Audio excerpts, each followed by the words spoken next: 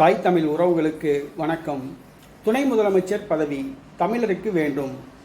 துணை முதலமைச்சர் பதவி தமிழருக்கு வேண்டும் என்ற தலைப்பில் இந்த காணொளியை நாம் காண்கின்றோம். தமிழ்நாட்டில் இதுவரை முதலமைச்சர் பதவி வகித்தவர்களில் காமராஜர், ஓ பன்னீர்செல்வம், எடப்பாடி பழனிசாமி ஆகிய 3 பேரை தவிர மற்றவர்கள் அனைவரும் தமிழர் அல்லாதவர்கள்.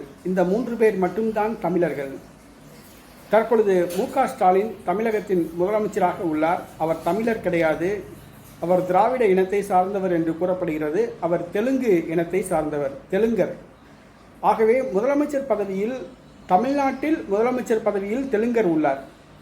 தமிழ்நாட்டில் தமிழர் முதலமைச்சர் பதவியில் இல்லாதது தமிழர்களுக்கு மிகப்பெரிய ஒரு ஏமாற்றம், மிகப்பெரிய ஒரு துயரம், மிகப்பெரிய வருத்தம். தற்பொழுது துணை முதலமைச்சர் பதவி உருவாக்கப்பட உள்ளதாக கூறப்படுகிறது. முதலமைச்சர் பதவியில் தெலுங்கர் இருப்பதால் துணை முதலமைச்சர் பதவியையில் தெலுங்கரே ஆக்கிரமிக்க முடிவு செய்துள்ளனர். முதலமைச்சர் பதவியிலும் தெலுங்கர் உள்ளார். துணை முதலமைச்சர் பதவியிலும் தெலுங்கர் நியமிக்கப்பட உள்ளதாக செய்திகள் வருகின்றன. அதாவது உதயநிதி ஸ்டாலின் தெலுங்கர் நியமிக்கப்பட உள்ளதாக கூறப்படுகிறது.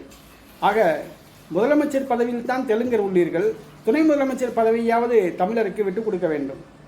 ஆகவே துணை முதலமைச்சர் பதவியை தமிழர் ஒருவரை நியமிக்க வேண்டும். மூத்த அமைச்சர்களில் ஒருவரான தமிழர்களான துரைமுருகன், ஆத்தூர் ஐ பெரியசாமி உள்ளிட்ட மூத்த அமைச்சர்கள், தமிழ் குடியை சார்ந்த அமைச்சர்கள் ஒருவரை துணை முதலமைச்சர் பதவியில் அமர்த்த வேண்டும். துரைமுருகன் அல்லது ஆத்தூர் ஐ பெரியசாமி உள்ளிட்ட தமிழ் குடியை சார்ந்தவர்களை துணை முதலமைச்சர் பதவியில் அமர்த்த வேண்டும்.